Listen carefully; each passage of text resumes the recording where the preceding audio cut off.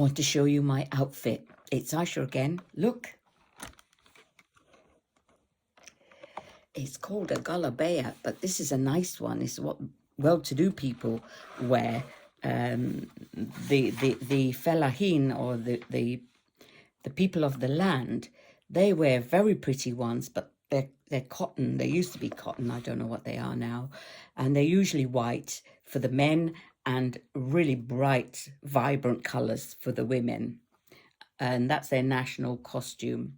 This, my sister sent me quite a few because she lives in Cairo, and she loves to send me pretty things. My only sister, so we love each other very much, even though we get on each other's wick sometimes, but we know the importance of staying friends. Now, having decided that yes, I will start doing the research for the Tutankhamun books, and having set myself up with my business and got that going, and I got myself a secretary, a part-time secretary. I found somebody else to help with other matters. So there we are, up and running. So I thought, well, I need something to keep my brain alive, because it's very, very tiring, and sometimes it can be quite upsetting dealing with people's problems all the time. And I think you'll find most solicitors have a hobby on the side. Either they write, or they play in a band, or some such thing. Anyway, they make trains or draw, paint, whatever, to keep their sanity, to be quite honest. So I started on a Saturday going to the library and doing the research.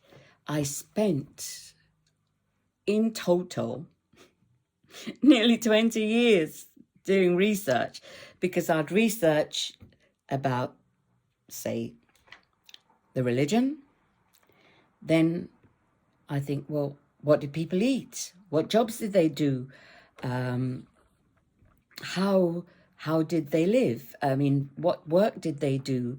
How was the hierarchical system? And then I had to find out about Tut himself, and there was precious little, to be honest. I had to glean all the books, and most of the books that are written by the people who've gone to Oxford and Cambridge, they don't have timelines as such, that I could find anyway. So I had to find out, where did Tut fit in the timeline of the pharaohs? And he comes towards the end, by the way. And then I had to find, his mother, his father, his grandmother, his grandfather, what sort of things he would have learnt. And also, he would have had a wet nurse. Now, I didn't have a name for the wet nurse. And would you believe, in 1996, it was in the Times that Tut's wet nurse's tomb had been found in Saqqara, which is a little further away from the Valley of the Kings. And they had a name. Her name was in her tomb, and things to do with Tut was in her tomb. Her name was Maya. Can you imagine how excited I was? I knew the name. I got to find out a little bit about what she would have been like from what was in her tomb. The tomb hadn't opened to the public for quite some time. It is now open, but I haven't managed to go and see it yet. I am hoping to do that. But I was so excited. So I found out all I could about Maya, and the others, and about food and the making of beer, because that was the main drink for the family, and the hierarchical system of cooking. And then I had to find out, excuse me, but how are babies born, what were the midwives, all about midwives, and all about the temples and the gods, and they're in anyway. All of that took about 20 odd years, maybe 24 years, doing it part-time. And having done that, I then had to let it all cook to work out, how do I start? I had to find the golden key to open up the life of this elusive pharaoh.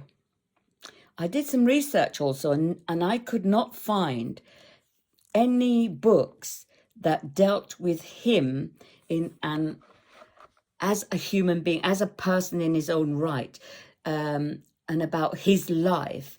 There were books that had him in adventures and things, but not really about him as a person.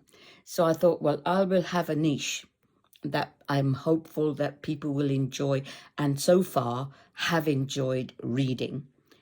Now, I'm going to tell you about how I found the key to unlocking Tuts' story in my next video. Take care, and may your God go with you, as Dave Allen used to say.